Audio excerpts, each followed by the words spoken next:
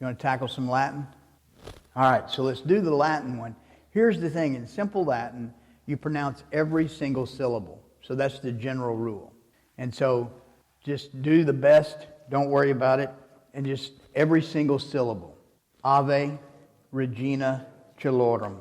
Ave Domina Angelorum. Salve Radix. Salve Porta. Exque mundo lux est orta. Gaude Virgo gloriosa. Super omnis speciosa. Vale o valde decora. Et pro nobis Christum exhorta. Which one you like best now? 1, 2, or 3? Excellent. Oh, Latin's okay. It says in 2, so I get. Yeah, so the Latin one, the one English 1 and English 2 are translations of the Latin. Both of those are correct. So this can be your Latin primer. You can start to learn it off of that. But as you look across, you see the name of this antiphon is the Regina Celorum. So if you notice, like in our prayers, they're always named for the first 2 words in the prayer. You notice that? So we talk about the Our Father because it starts Our Father. And so in Latin, Pater Noster.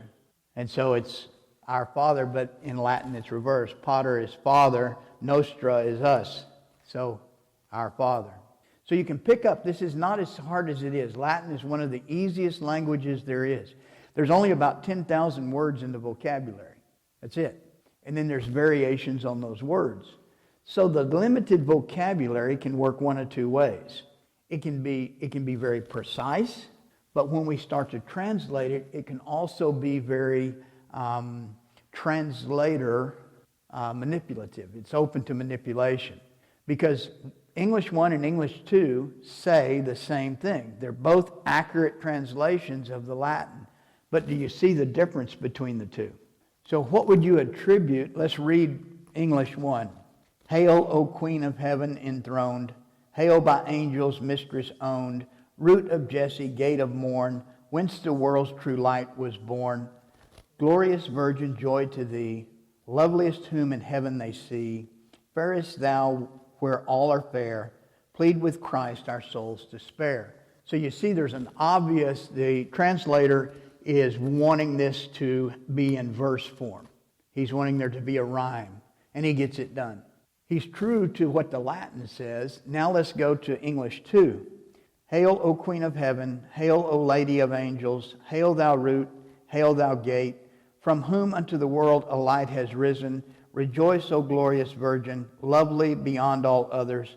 Farewell, most beautiful maiden, and pray for us to Christ. So as you listen, which one strikes your ear? Which one do you prefer? 1 or 2? Okay, by hands. Who prefers 1? Okay, who prefers 2? Excellent. So you can divide, and not that you want to divide, but you can judge sensibilities, because I go to parishes and I give this same thing where it's 3 to 1. Here, you're 3 to 1 for translation number 1. This parish prefers translation number 1. I go to places where 3 to 1, they prefer number 2. Very seldom do I get a 50-50 split. So the translation 1 is considered a more traditional translation. It is an older translation. Number 1 is more of a modernist translation. It's more modern. It's more modern in the words and the sentiment and the rhyme. The meter is gone. Do you see that those things are gone? And it's not, I'm not telling you one's better than the other. I'm saying there's probably more than needs to be in the first one, and there's probably less than needs to be in the second one. But it strikes our sensibilities, and you be aware of when you read things. So I'll ask this. For those who liked number 2, what is your favorite translation? What is the translation of the scriptures that is more favorable to you? New American or Dewey Reams? That speaks to your modern heart. And I'm not saying that in a derogatory way. It's just that's the way we're shaped. You know about the approximate? Yeah, so English 1 dates from about, I think it's 1550, 1560. Yeah, and so it's very ornate, And so it's like reading a text that's filler-read text. The words are the same, but you've got other things there. And so for many people, that lifts their heart. It takes them to a place that evokes an emotional response. And that's what it's supposed to do. It's more romantic. Correct. Yeah, that's more romantic, more Shakespearean, ornate, whatever you want to. But it creates a different disposition within us. Yes. Say again? Correct. So that's what I'm saying is number two is more utilitarian. It's more it's more sanitary. It doesn't require the emotional depth and the emotional involvement that number one does. And so it's not saying one's better than the other. Yes. I'm a relative. Yes, you certainly can. But to understand the big point is that when you read, Dewey Reams is more true to the Vulgate. And so a little Bible history is Jerome translated the Scripture, all of sacred Scripture, into Latin. And this was called the Vulgate because the vulgar means the common, the language of the people at the time for the Roman Empire was Latin. And so Jerome did this translation from drawing on Hebrew text, Greek text, Aramaic, everything, and pulled that into, incidentally, he did not want to do it. He did it under obedience to his superior. So it became his life's work. But this was Jerome. Jerome gives us a lot of insights too. Jerome's a saint that is amazing. If you really want to study Scripture, read the Jerome commentaries. For instance, he goes deep into Mary's genealogy and sets out the fact that Mary and Joseph were in fact cousins. Both of them had within them the Davidic line. Joseph is he who would be king, the head of the capo, if you will, of the Davidic line, which was no longer a functional monarchy. Both of them living vows of chastity and celibacy. Joseph as a monk. He gives us all this depth that's super scriptura, but it comes to him by translating scriptures and all the notes of what was recorded about Christ. So Jerome is an amazing, if you can get the Jerome commentaries. So he did the Vulgate. And then the Dewey Reams comes, that's English translation of the Latin Vulgate. So you're a translation of a translation. And then everything post-Dewey Reams comes, every English translation essentially comes from either the Dewey Reams or they hopscotch, they jump over that and they go to the Latin Vulgate and then retranslate. So this is one of the reasons you've got all this variation in Scripture. And by the time you get to the New American, you're pretty far removed from authenticity and accuracy with regard to translation. It's very readable. And if you want to get even further removed, if you've ever read the Good News translation, this is borderline blasphemous. But it's still, quote, accurate. It could be. The other thing that modernly has happened is the translators are not doing an accurate translation. They're doing an intended or a conceptual translation, and that's really dangerous. So the Jerusalem Bible is a departure from, it goes back to Jerome's translation to the Vulgate, and then there's commentary and other things with regard to the Hebrew, and so they give you multiple things with regard to that.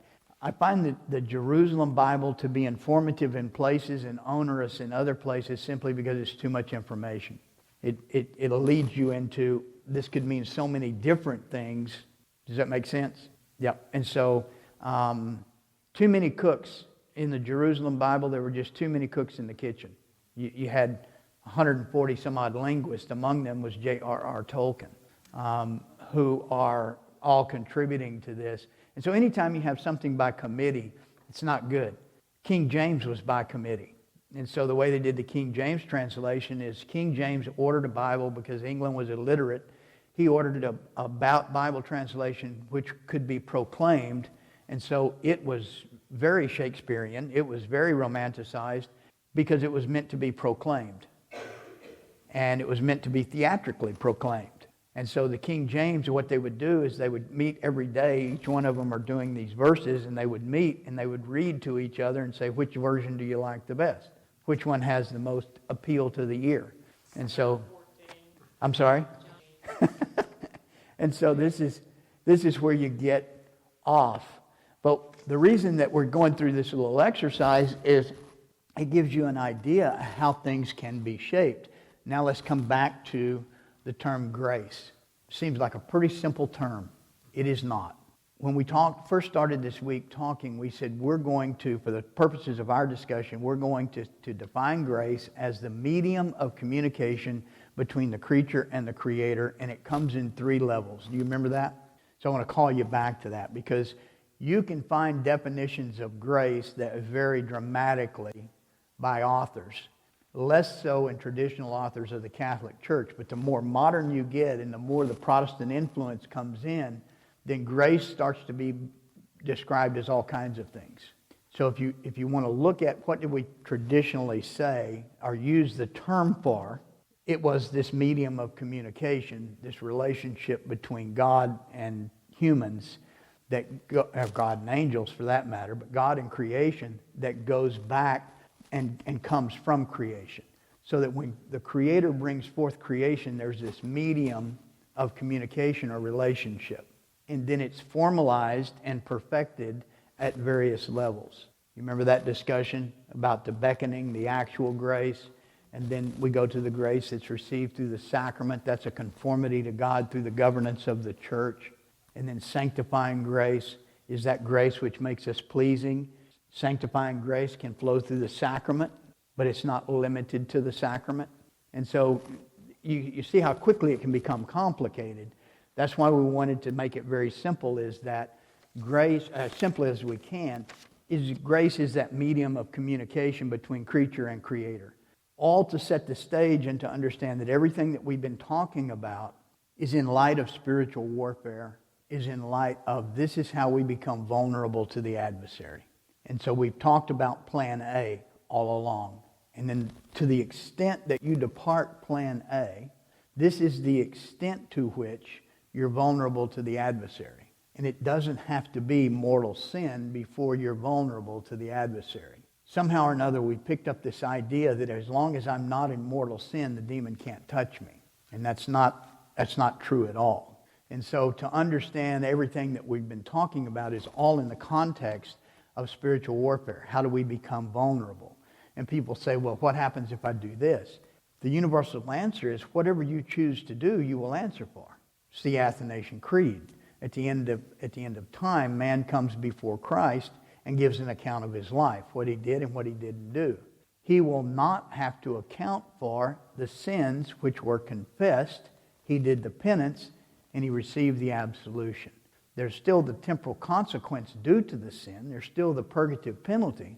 But your hearing in front of the Sacred Heart at particular judgment is as long or as short as you desire it.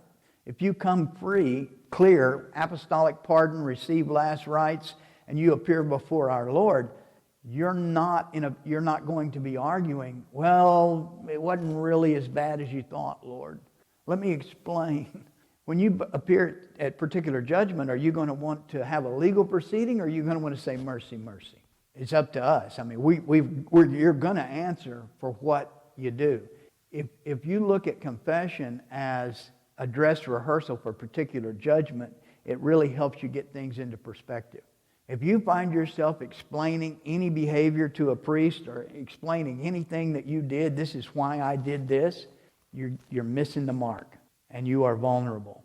Because it's the self-justification that is the trademark, the landmark movement from oppression to obsession. And that's when the demon moves inside. Oppression, he's working on the outside. He's a heckler. You ever see a heckler at a pro ball game? Well, that's a lot like our life. We're on the field playing we're playing Major League ball because we have a chance to go to heaven. The demon doesn't.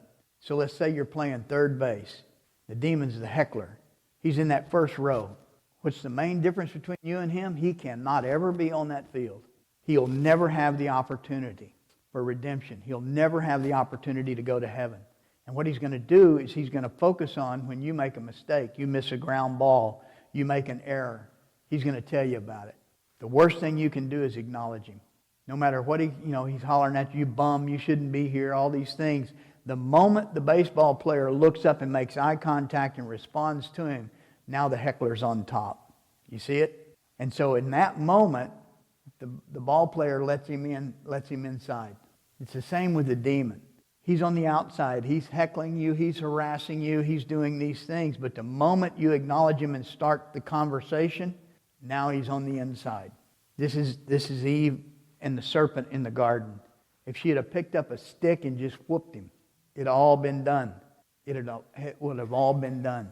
The point that I'm trying to make is that, remember, no matter how badly you're doing humanity, no matter how badly you're doing it, you have a chance for redemption. You have a chance for salvation. All the way up to your dying breath, you can do the Dismas. You know what I mean by that? So Dismas was the good thief. So to do the Dismas means at the hour of death, you can cry out to our Lord and He hears you. You're never beyond that profundus, that Psalm 130 privilege. Out of the depths I cry to you, O Lord, and He will respond. And He will respond with the grace that enables you to pursue. He will perfect our imperfect action. He will multiply that which we try, but we have to try, because He's not going to impose His will. He's not going to overshadow without our consent or our desire. So you bring up a point, predestination. Let's go straight to it. Calvinism, this was one of the concepts of Calvinism, that there was an elect that was destined for heaven. Catholic teaching on predestination has always been the following. We are all predestined for heaven, because that's where we came from. It is up to us whether we engage in that, whether we choose to return or not. But this is a big difference. So predestination has been co-opted essentially by the Calvinists and Protestants to say that no matter what you do, there's an elect that's going to make it. And there are those which are destined for hell, that no matter what they do, that's where they're going to be. And that's not consistent with Catholic teaching. You have to get back pre-Reformation. And this is something that is really, really important when we talk about these concepts, is if you go back pre-deformation, many people call it Reformation, but Martin Luther's not a saint. Don't even go there. That's inconsistent with every bit of Catholicism. And so, again, the realization of right does not give authority, does not confer authority.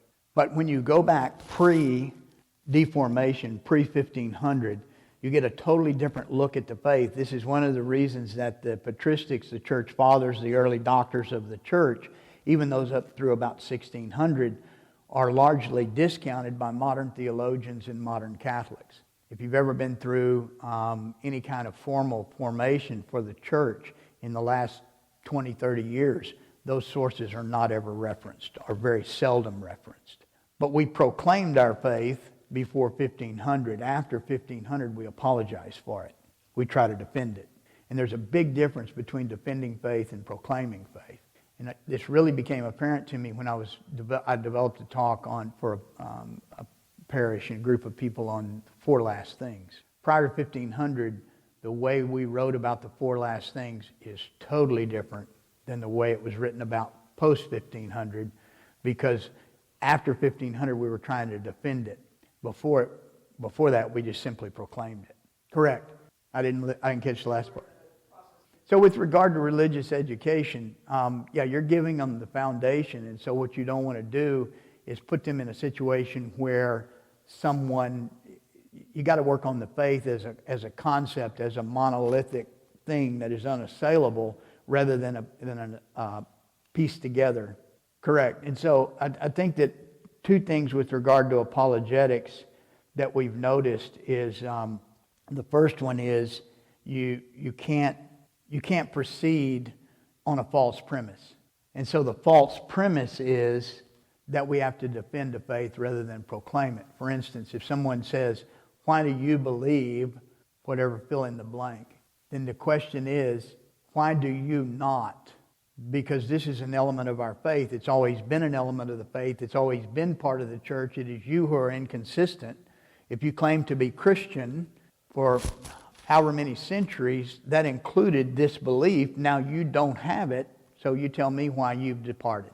Do you see how this is a total shift?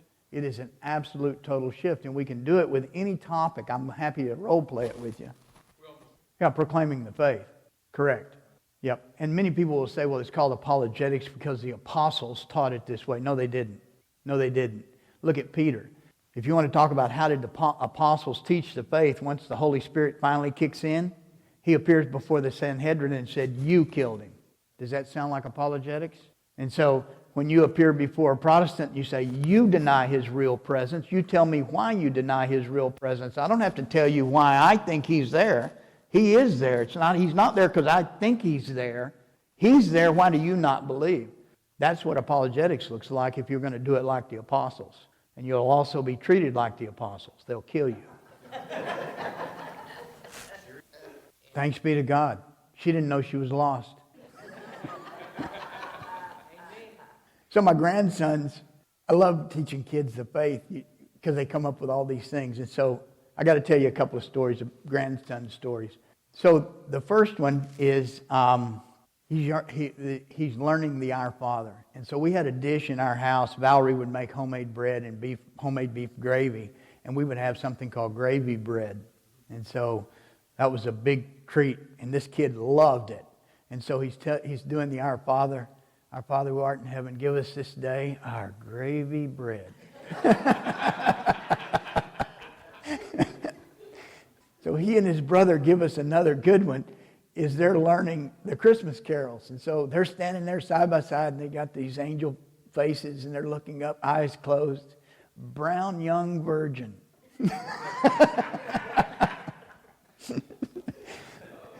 So the innocence is lovely. But really and truly with apologetics is we had the high ground. Why did we give it up?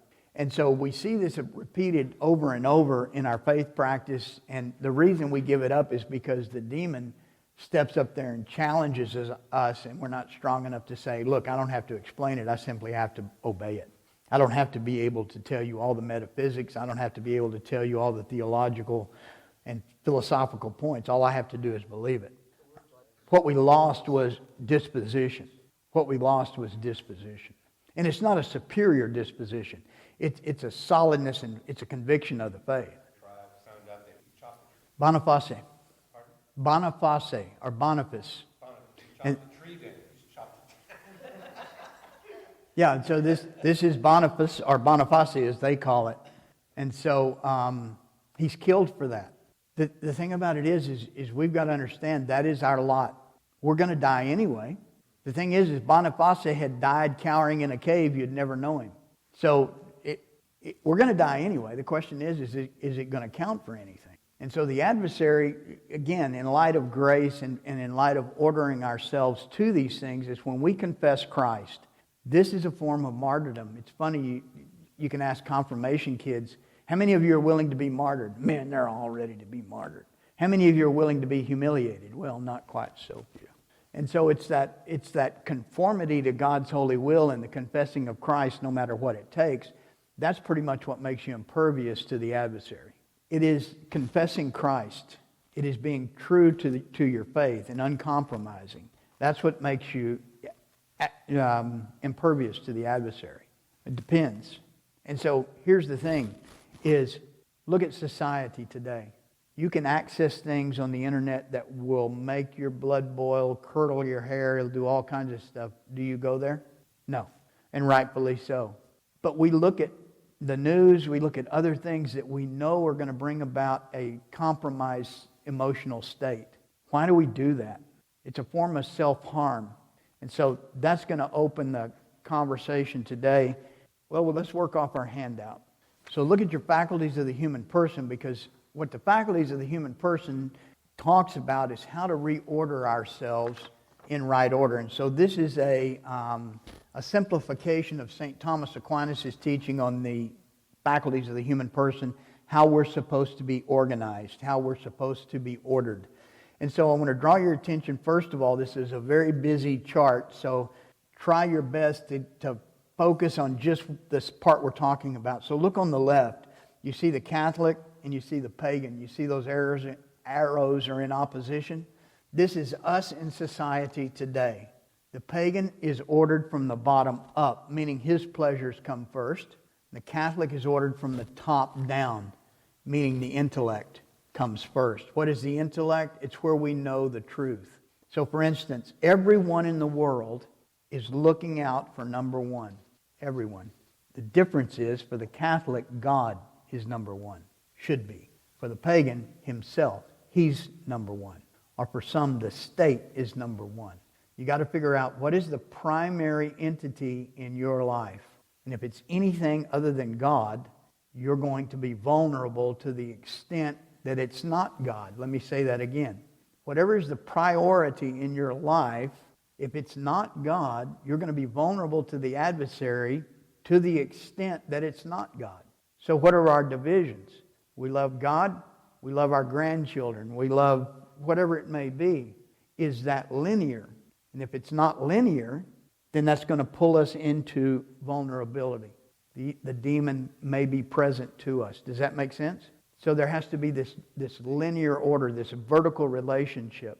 And this vertical relationship for the flow of grace includes authority. This includes providential authority. Remember, we said authority is not by merit. Your priest is not your priest because he's the best priest. Newsflash. You're not his parishioners because you're the best parishioners. Providentially, you get the priest that you're supposed to get. Providentially, we get the leadership that we're supposed to get. That's a hard one to take, especially in a democratic republic. Even if elections are stolen, I don't care how you get to it. We still get what we deserve, what is providence. Now, we may not like it, but it gives us an insight into exactly where things are breaking down. I'll give you a classic example. In the late 1950s and early 1960s, the divorce rate started to climb. And it started to climb because there was a diminution in virtue. People were not willing to engage in sacrifice, doing the hard things. They weren't willing to suffer. They avoided this right here. And so it started to rise. And we started to withdraw. There was not a societal outcry that said, we've got to do whatever it takes to preserve the institution of marriage. There wasn't that, was there? So when did we become concerned about marriage? When queer people wanted to join up and call it marriage. Then a few of us said, hey, wait a minute. That's not quite right. But we let no-fault divorce go. We let divorce in front of annulment go. We didn't say anything. And then we started to murmur a little bit about, well, that's not quite right. And so homosexuality, because we didn't respond, we said things like, well, as long as they're not bothering me, they can do what they want as long as they're not bothering me. And it pervaded television. It pervaded the movies. And now you've got generations of children who think that's normal. It is not now, nor has it ever been normal. It's a deviancy. But it's been normalized in our society. Do you know what the percentage of people who identify as transgender, do you know what that percentage of the population is? Less than 1%. And look how vocal they are. Do you know how many birds there are in the rainforest? Millions.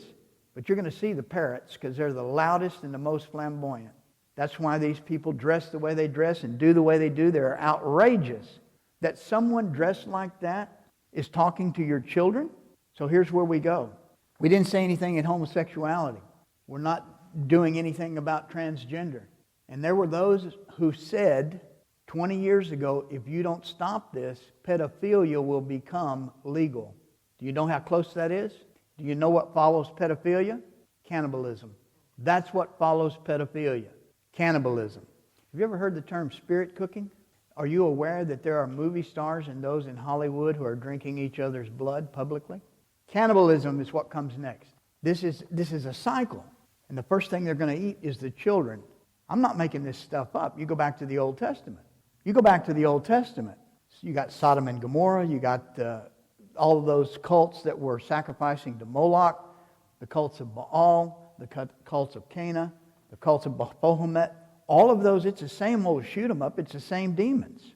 And we're the same humanity. But that's where we're going. And that's not said to shock you. What it said is for you to realize that there's a progression. In the same way that there's a progression in our life, when you deviate right practice of the faith and when you begin to, and it may be just a small departure.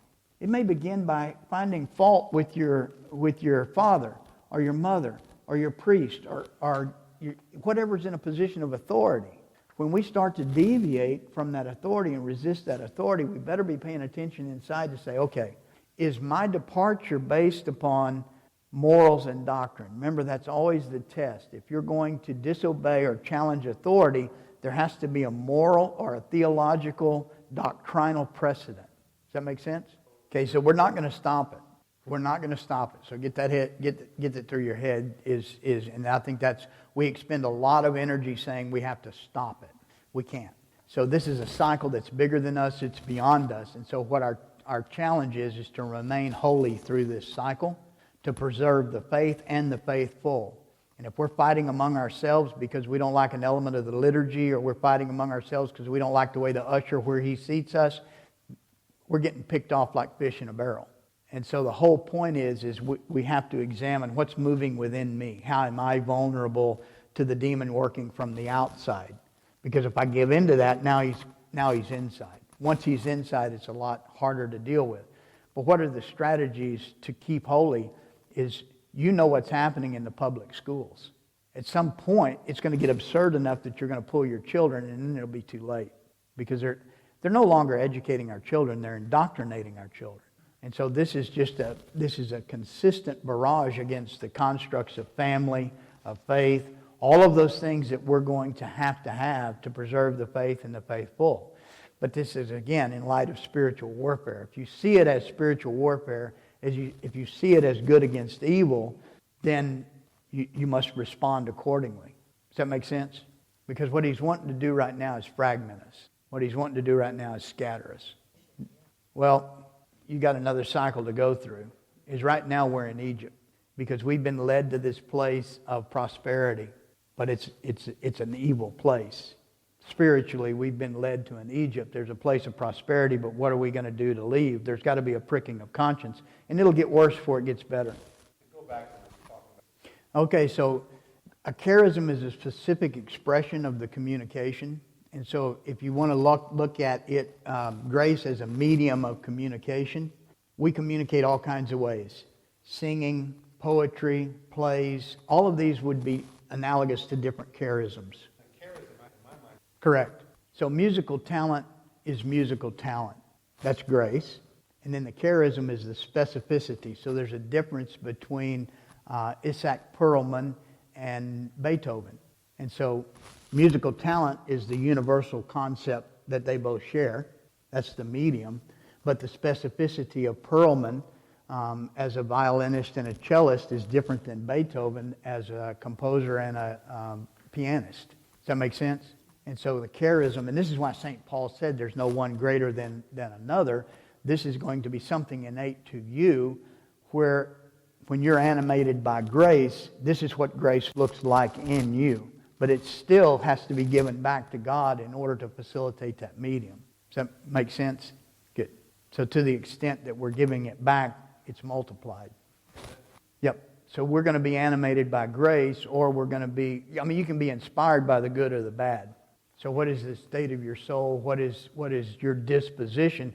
Because malefice and benefice both work. Blessing and cursing are both an active methodology. You've got to be psychologically compatible with the demon in order for a curse to work. Curse doesn't work on the innocent and the holy. And a blessing doesn't work on those that are evil. Make sense? Okay. So the Catholic is ordered from the top down. And so his life is going to be ordered as what facilitates the good. Good meaning relationship with God. And the pagan's going to be ordered from the bottom up, which is what facilitates pleasure. And so pleasure is in the lower faculties, and then the intellect and the will being those upper faculties. That's how we attain the good or increase relationship with God. So I want to go over again and look over here on the high right. You see proper and improper. So in the proper disposition, the flesh is the servant to the soul. And in the improper disposition, the soul is hostage to the flesh. So coming up on Lent, this is one of the primary opportunities to reorder that relationship, because we tend to, out of concupiscence in our fallen nature, we tend to descend into the lower faculties, to do what feels good, to do those things which bring us pleasure or comfort. And those aren't always the right things. And so the mortification of the flesh, the mortification of the desires, and the reordering of the faculties should be the focus for Lent. Now, in the old liturgy, we're in a period of time right now called the Gisama Sundays. For those of you who know that calendar, we start with Septima Gisama, meaning we're 9 weeks or 7 weeks out from Holy Week. And so there's a pre-Lent, and that's this period. Modernly, they call it ordinary time. It was never called ordinary time. It was always called Septima Gisama, and that was between the end of the Epiphany and the beginning of Lent. And so Christ is in His ministry. He's working signs. He's becoming more obvious as God, and we're becoming more aware of our sins. So there's a transition from the celebratory Christmas tide, which runs all the way through the season of Epiphany. There's a transitional from the celebratory to the penitential. And it's the realization that we have to conform our lives to Christ. That's what He's saying. We celebrate the Messiah, and then we realize, okay, now we got to do firm amendment of life. We've got to accept providence. We've got to accept our sinful actions. We've got to accept how far we are removed from messianic prophecy, because the Messiah ushers in a new kingdom. Now, this has always been likened to the return from Babylon, from Babylonian exile. And so the symbol is that when they were exiled to Babylon because of sin, then they realized how far they had gotten from the faith. And part of the sin cycle in the Old Testament is they didn't realize how bad things were until it became patently obvious. The demon militates to absurdity. Then as they're captives in Babylon for a generation, there's this longing to return. There's this longing to return back. But they realize we've got to give up all of our Babylonian effects. We've got to give up everything that all of our Egyptian attributes. And so you think about it, it's a constant exodus. This is why the Exodus plays so big in Lenten understanding. And we read the Exodus account at the Easter Vigil, the actual departure.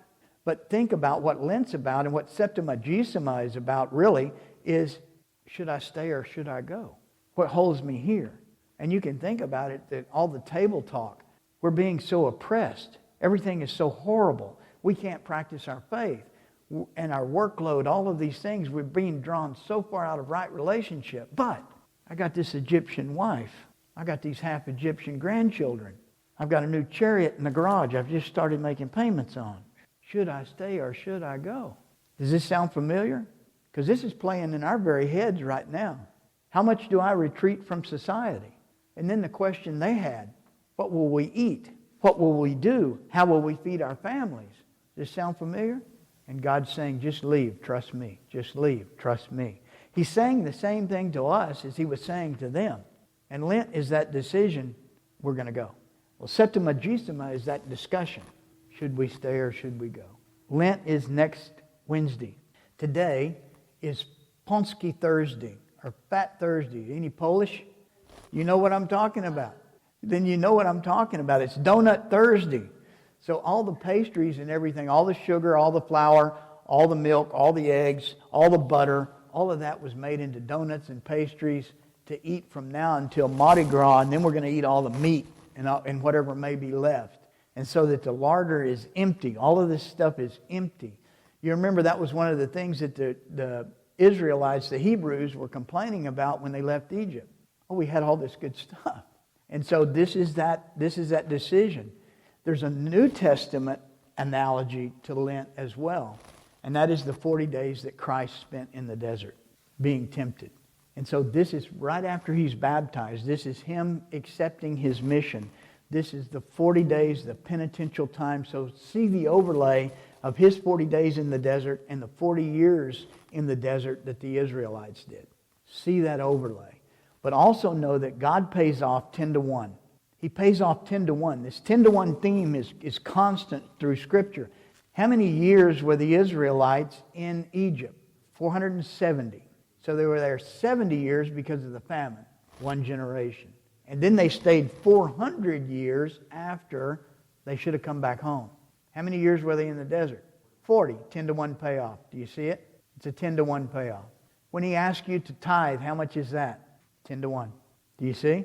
And so this is how he multiplies our action. This is how he multiplies our imperfect act. And what he can't do is supply action where there's none. What he will not do is overshadow you and force you to do anything. The prick of conscience may be so heavy on you that you feel like you're being forced, but ultimately it's your decision. You get that moment of illumination, you get that road to Damascus flash, and then it's up to you. What do you do with that? So that's the reordering of the faculties and the need for mortification. Now let's look at the bold, where it says intellect, will, memory, emotion, appetite, and instinct. So these are in descending order. And St. Thomas says this is a right order with the intellect at the top, and then the second is the will. Now, I'll point out that there's a shaded area in that triangle, and it says demon access in the shaded area.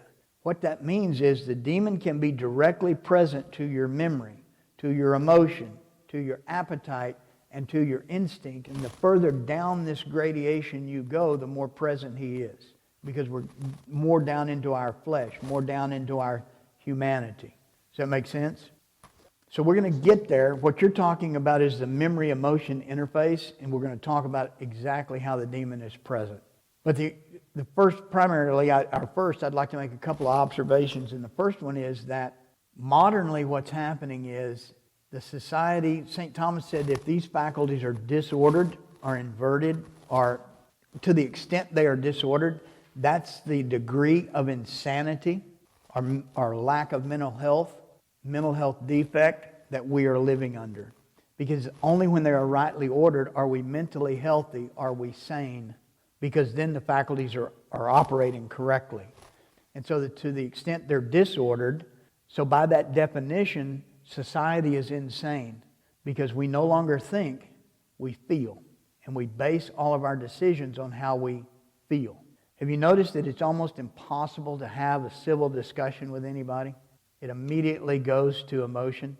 So when you descend out of the intellect, then people can no longer, and you can no longer recognize the merit of a superior argument. That's a key point. How many times have you been in the right? Scriptures are on your side.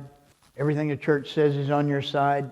And you tell these people, you just lay it out, and it's a magnificent argument, and they say, snap, you are right, I am wrong, I will change my life.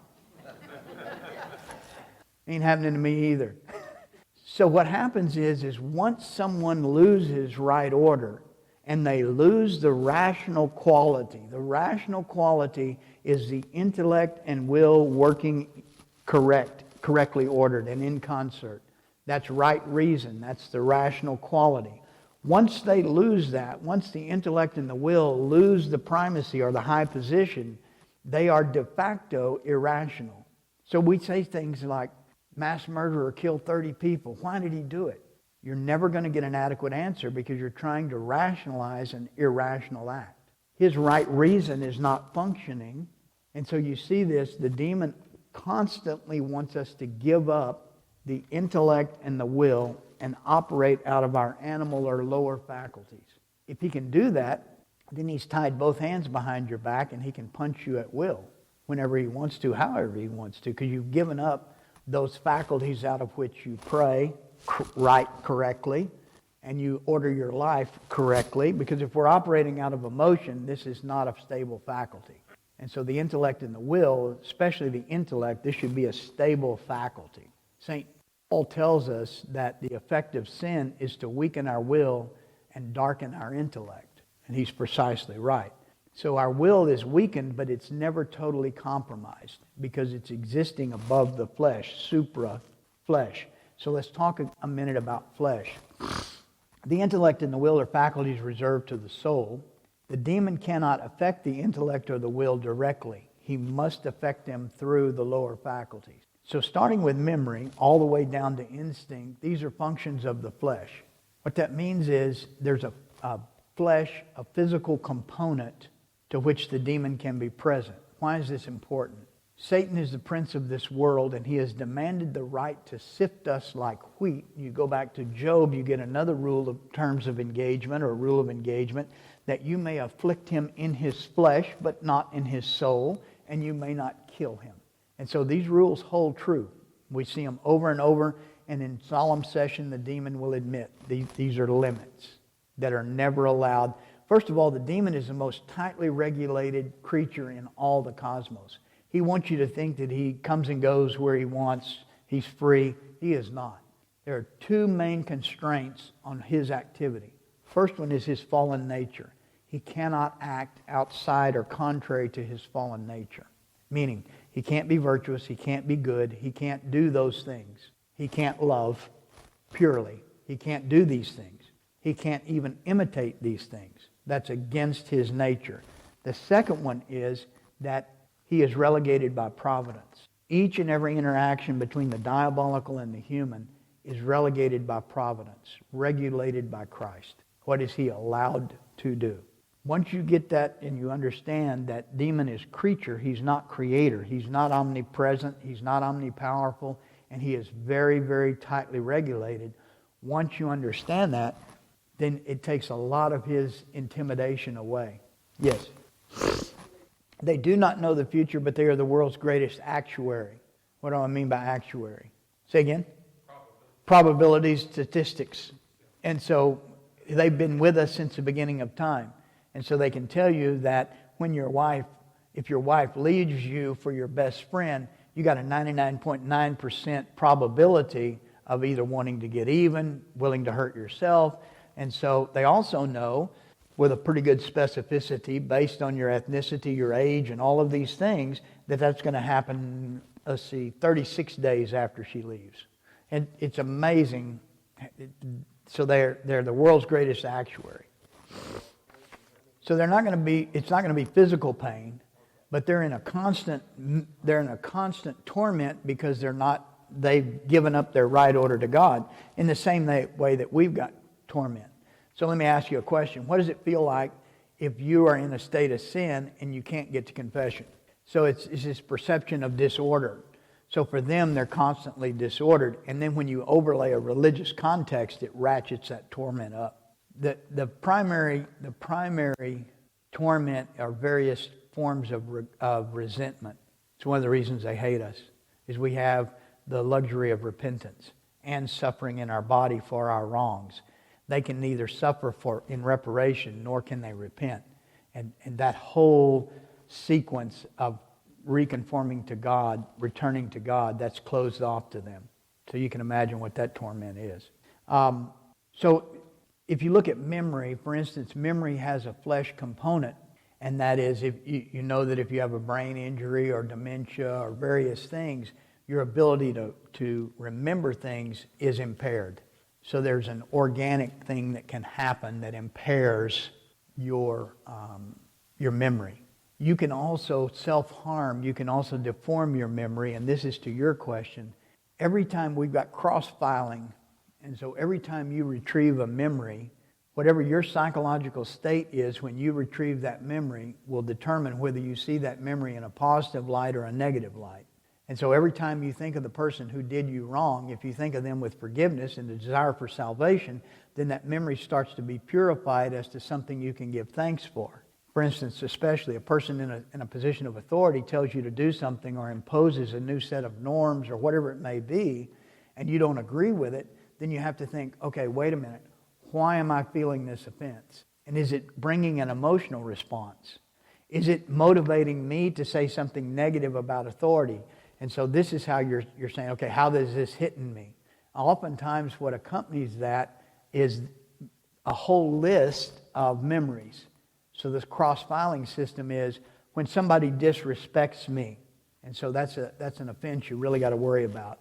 If somebody disrespects me, then immediately available to me are all the other times I've been disrespected specifically by this person. Do you see how that works? And so the idea that I am owed any respect is a false premise. So that filing system needs to be discussed. Because who am I to feel offense at anybody? If somebody, quote, disrespects or offends me, who answers for that? They do. You see how this works?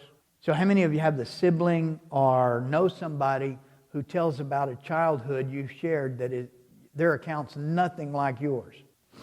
So oftentimes there'll be 1 out of 10 siblings and they had a totally different childhood, same house, same everything, and their siblings are telling them, no, that didn't happen. Well, what's happened is over a period of years, this particular set of memories has been retrieved, always in a negative sense, always when they felt rejection, betrayal, whatever they may have felt.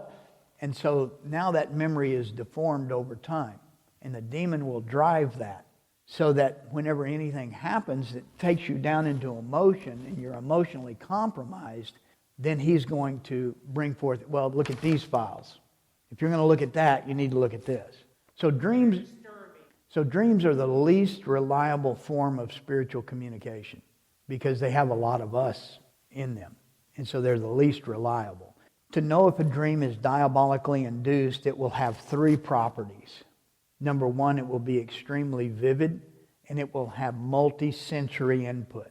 If you've ever dreamed in living color, in technicolor, if you've ever dreamed with sounds, with smells, with all of these things. So it's going to touch all senses. It's going to be extremely vivid. And then here's the third one is it's going to be sequential. It'll follow a plot line. Well, then they may be diabolically induced. And so what that means is it's a projection, and that can come from the outside. You hearing voices? Do you hear voices not in a dream state? Do you hear voices not in a dream state? Okay. Are they interior or exterior? Okay. So that's consistent, and I'm just going to be very open with you. What you've told me so far is consistent with extraordinary diabolical activity. It's not a proof of extraordinary diabolical activity. So there's some other tests that can be done to determine whether that's what you're experiencing or not. So, yeah, it's worth looking into. Not necessarily confess, but share with your priest in the external form. Here's something to remember is when you share things in the internal form, then your priest may not be able to give you an adequate response. So come outside the confessional and say, Father, there's some things I want to talk to you about that I'm experiencing. I don't think they're sinful, but I want to have this discussion with you outside. And then he can counsel you because if he's going to send you to somebody else, if he wants you to talk to a layperson as an intake, he needs to hear that in the external form, not in the internal form. Do you see what I mean? Okay, good question. How are we doing for time? Okay, so we'll move over into questions because I think that's a lot of information. So let's move over into questions. Yes, ma'am. They have to seek it themselves, but here's the bridge. The bridge is, and I try to use this language and encourage this language as much as possible, is what you're relating is inconsistent with everyone else's memories. And just do it in a very loving way. We don't remember it that way. And there are several of us who don't remember it that way. But you say it out of charity, and so then it starts to prick their conscience. Well, if they don't remember it that way, and I trust them, then maybe I need to look at myself. But one of the hardest movements is getting them to move to the idea that I need help. So anytime there's abuse, the question is, and this is the demon's one of his biggest holes, is unforgiveness. Is unforgiveness. Are they practicing their faith? Okay. Then that light of Christ prayer, Lord, let them see themselves. Because ultimately all abuse, once it's seen as abuse against Christ and not against us personally, then there's the huge shift. But they got to see that. Is that any abuse joined to the passion, you realize that your flesh was abused, your psychology was abused because they couldn't do it to Christ directly. But ultimately it's out of anger at God and the desire to hurt His Son. So, yeah, it could be that. So like the other night I had this dream about these huge, big, puffy red demons. I mean, these guys were greasy. They were nasty. And they were everywhere. They were huge and they were puffy. And they stunk. And then I remembered I had that pepperoni pizza. So don't give them any, that's what I'm saying, that the diabolically induced dream has those three features that I named. And if it's absent that, don't worry about it. If it is that, then your response is always glory to God, thanks be to God. If your response, whenever you wake up out of a dream, is always the Hail Mary or blessed be God, then you can pretty well discourage the demon from messing with you in your dreams. So the dreams, really and truly, avoid giving too much credence or weight to dreams. Okay, so will you be here tonight? Okay, so this is on instinct where it says trust begins at instinct. Instinct is self-preservation. That is the fight or flight. That is whatever what we have to do to preserve the corpus. Now that includes our own self-image. And so trust begins by allowing yourself to be, quote, wounded, to love. Love is vulnerability. This is the test of love. And so how many of you do Stations of the Cross? Do you remember the line, never permit me to be separated from you, and then do with me as you will? Listen to that language. That's the trust that is down at that instinct level that says, whatever happens is providential, precisely. And so that supersedes trust in self. That's how we have to move out of instinct, is that whatever happens, it's going to be all right. So the example of a rightly ordered person is the martyr, because their instinct is screaming, do whatever is necessary to save your life. And the intellect is saying, this life's not all there is. And so that's when we order all the faculties to that intellect, that higher understanding that says all this is going to be okay. And to actually pray for the executioner, pray for those who condemned you. No, and so this is, again, you see a lot of things that are actually aping or deformation of things that are in the faith. And what happens is that strikes a certain chord within us, but because we're not properly formed, we don't know why that's having an emotional response to us, but we think, okay, well, we should respond the way they're saying it. You see what I mean? But what you have to explore is, okay, why is this striking a chord within me? And then order that as a response to the intellect. A lot of the understanding about, first of all, healing of the family tree, that's not in Catholic tradition, but it's being very, very strongly promoted in Catholic tradition. Some of the apparitions, modern apparitions and prayers that come with them are inconsistent with Catholic theology. So what the demon's wanting to do is find a praying soul. Let's say you, for instance, you're a praying soul. So I can't keep you from praying. So I'm just going to misdirect you a little bit. So if I can take the merit out of your prayer, if I can convince you to pray for something that's not going to be answered, that's a dysfunctional purpose, then what I've done is I've taken your artillery and I've misdirected it where it's not having any salvific effect, and you're still firing away. Do you see how it works? And so the emotional response to the disposition of the soul of our ancestors, that emotional response, that false compassion, has now directed our prayer in a way that's not fruitful. So there's the strategy and the tactic by the adversary with regard to that. Yes? So I'm not familiar with the way it's said here, but for the sins of the whole world, this general thing, you're essentially giving that to the Blessed Mother. The souls that are so disposed will receive mercy. Those that aren't will not. But yes, any more? You can find that online. You can find it in various places. But I wasn't prepared for a quiz. Thank you. Well, what it does is it gives you an insight as to what's in you that is opposed to which person in the Holy Trinity. And so what you're looking for is to have a balanced relationship with all three persons. Balanced relationship with the Trinity, perfected relationship with the Trinity through each person of the Trinity. So what you're asking for is the grace to accept the identity that the Father gave you. And so again, as communication, as a medium of communication, it's not, Father, change me. It's not, Father, change the world to accept me. It's, Father, change me. I mean, inside, interiorly. Help me conform my will to your holy will. And so it's not to change the will of God. It's not to change the will of the world. The only prayers that the only person we can really affect is us. And that's within that conformity of will. Yes. So it's a great question, and there are two strategies. I'll give you the best strategy. I'll give you plan A first. So if your relationship is a closer, more proximate, and more intimate relationship with Christ, then you ask Him to help facilitate your relationship with God, because He had a perfect relationship with the Father. And so whoever your entry point is, whoever that person of the Trinity you have the most affinity with, ask them to aid you in developing the relationship with the remainder of the Trinity, or the one that is most diminished, because these three had a perfect relationship with each other. No, it's not illogical. While He knows it, He's not going to concern Himself with it. Remember, God is will. He wills. He wills union. And He wills union with you, and He wills complete union with you. And so that's, while He knows, He doesn't concern Himself. Do you see what I mean?